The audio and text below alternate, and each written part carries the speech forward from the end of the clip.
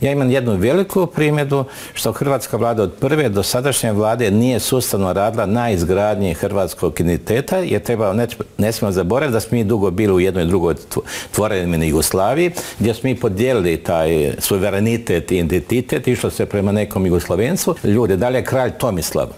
Postao, ne postoji, ali on u hrvatskom narodu postoji kao hrvatski kralj Tomislav i oko njega se okupljamo. Imate kralja Artura u Engleskoj, ili postoji?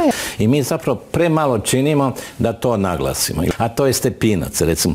Hrvati, bez obzira što ko misle, ili susjedi ili ne susjedi i tako dalje, oni se okupljaju oko Stepinca Hrvati. Ako gledamo Domovinski rat, ne da nije dovoljno napravljeno, mislim da puno više ima napada da se uruše te elemente hrvatskog identiteta nego da se kreiraju.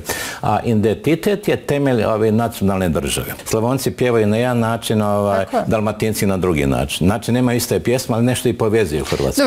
Da se vratimo na staru državu, bez obzira da li prihvaćaju, ne prihvaćaju, svi smo znali 29.11.